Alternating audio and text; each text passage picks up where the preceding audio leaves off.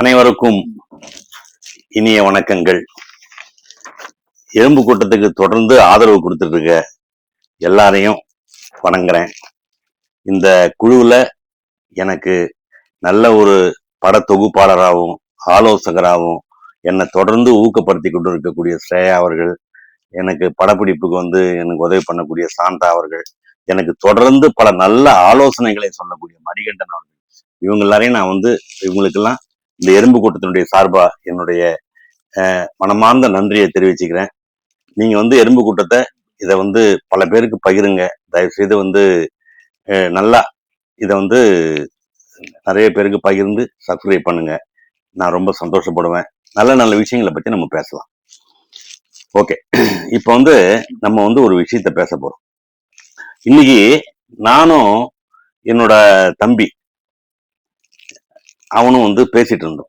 அந்த தம்பி ஒரு நல்ல அறிவார்த்தமான ஒரு தம்பி. அவன் ஒரு நல்ல இசை கலைஞன். நான் மனம் விட்டு பேசக்கூடிய ஒரு நபர்.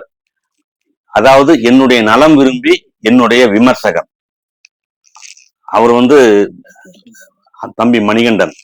அவர்கிட்ட பேசிட்டு இருக்கும்போது ஏதோ நான் ஒரு கோவத்துல கூட கோபமெல்லாம் எனக்கு அவனுக்கும் கோபமெல்லாம் வரும்போது கண்டிப்பா வரவே வராது. அப்படியே பேசிட்டு இருக்கும்போது ஏதோ வாய் தவறி அவன்கிட்ட நான் மயிறுன்னு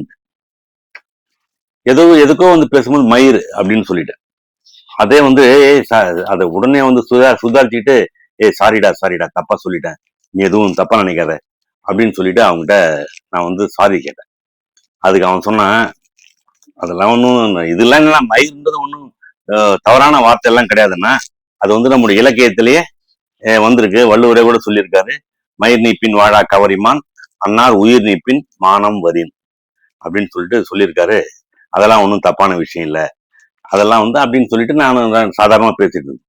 அப்படி பேசிட்டு இருக்கும்போதே ஒரு 2-3 முறை நான் சில விஷயங்கள்லாம் அவங்ககிட்ட சொல்லும்போது ஐயோ ஐயோ ஐயோ அப்படின்னா, ஏன்டா எப்ப பார்த்தாலும் ஐயோ ஐயோன்னு அவ சொல்லே பேசுறீங்க அப்படின்னு. அதுக்கும் அவங்க ஒரு விஷயத்த சொன்னான். இதெல்லாம் எனக்கு பார்க்கும்போது ரொம்ப ஆச்சரியமா இருந்தது. இது எப்படி ஒரு புது விஷயமா இருக்கு. புது விஷயமெல்லாம் இல்ல, அதாவது இந்த தம்பி நமக்கு சொல்றான் பாத்தியா, ஓஹோ அருமை அருமை அருமை அருமை, ஏண்டா ஐயோ ஐயோன்னு சொல்றது தப்பு இல்லையா அப்படின்னு சொல்லிட்டு நான் கேட்கும்போது, அதாவது அவன் சொன்னான், இத கம்பரைய கூட பயன்படுத்தியிருக்காருன்னா, கம்பர் சீதையோடும் லக்ஷ்மணனோடும் அந்த கங்கை கரையை அடைஞ்சப்போ அப்ப ஒரு பாடல் ஒண்ணு பாடியிருக்காரு. அந்த பாடலை அவன் சொல்லி காமிச்சான், மனப்பாடமா சொல்றான். எனக்கு ரொம்ப ஆச்சரியம், ரொம்ப சந்தோஷப்பட்டேன் நான். அதாவது, வெய்யோன் ஒளி தன்மேனியின் விரிசோதியின் மறைய பொய்யே எனும் இளையானோடும் போனான். மையோ மரகதமோ மறிகடலோ மழைமுகிலோ ஐயோ இவன் வடிவு என்பது ஓர் அழியா அழகுடையான் அப்படின்னு சொல்லிட்டு அதை சொன்னான் என்கிட்ட. ஓ சூப்பரா, சூப்பர் சூப்பர். இது மட்டும் இல்லைன்னா இன்னும் கூட இருக்கு. அதாவது இன்னும் கூட பல பாடல்கள் இருக்கு, நான் சொல்றேன் கேளுங்க. நம்ம இவர் இருக்கார் இல்லையா, திருப்பானாழ்வார் ஒரு சில விஷயங்களை பேசியிருக்கார். அதாவது அமலநாதிபிரான் அப்படின்னு சொல்லிட்டு அந்த பாடல்கள் அவர் பண்ணியிருக்காரு. அதுல அது 2 பாடல்ல ஐயோ ஐயோன்னு சொல்லியிருக்காரு அப்படின்னு சொல்லிட்டு சொன்னான். அந்த பாடலை படிக்கிறேன் கேளுங்க. அணி அரங்கனார் அறவினை மிசை மேய மாயனார் செய்வாய் ஐயோ என்னை சிந்தை கவர்ந்ததுவே அப்படின்னு சொல்லிட்டு அது ஒரு பாடலும். அதுக்கப்புறம் இந்த ஆலமரத்தின் இலை மேல் ஒரு பாலகனாய் ஞாலமேழும் உண்டான் அரங்கத்தர வினயனான் கோலமா மணியாரமும் முத்து தாமதமும் முடிவிலாதோர் எழில் நீலமேனி ஐயோ நிறை கொண்டது என் நெஞ்சினியே அப்படின்னு சொல்லிட்டு சொன்னான். எனக்கு ரொம்ப ரொம்ப சந்தோஷமா இருந்தது. அதோட வரைக்கும் மட்டும் நிறுத்தல. அப்புறம் ஏன்னா இவர் கூட அருணகிரியார் கூட பாடியிருக்காரு.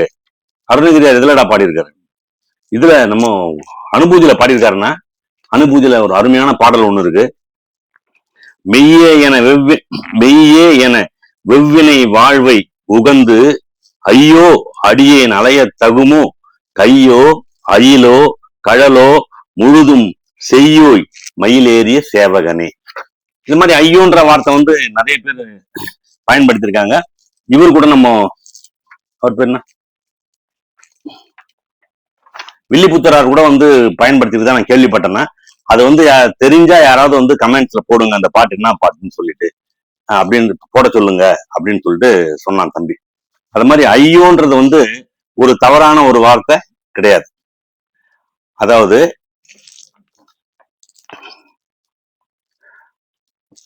அதாவது அவன் கரெக்டான ஒரு விஷயத்த எனக்கு அந்த தம்பி சொன்னான். நான் வந்து இதை பார்த்து படிக்கிறேன்னு நினைக்காதீங்க. அவன் சொன்ன வார்த்தைகள் வந்து என் மனசுல வந்து அப்படியே பதிஞ்சு ஒரு மாதிரி இதை வந்து உங்ககிட்ட பகிர்ந்துக்கணும்னு சொல்லிட்டு தான் சொன்னேன். ஐயோ அப்படின்னு சொன்னா என்ன அப்படின்னா, வார்த்தையால் விவரிக்க முடியாத ஒரு உணர்வை வெளிப்படுத்த ஐயோ என்ற சொல் பயன்படுத்தப்படுகிறது அப்படின்னு. அருமையா இல்ல? அதாவது சோகத்துல ஐயோ அப்படி சொல்றோம். அதாவது பாவத்துல ஒருத்தரை பார்த்து பாவப்படும் ஐயோ பாவம் அப்படின்றோம். அப்புறம் ஆச்சரியத்துல ஐயோ அப்படின்றோம். இப்படி வந்து நம்ம வந்து பல விதமான உணர்வுகள்ல வந்து ஐயோன்ற வார்த்தையை பயன்படுத்துறோம்.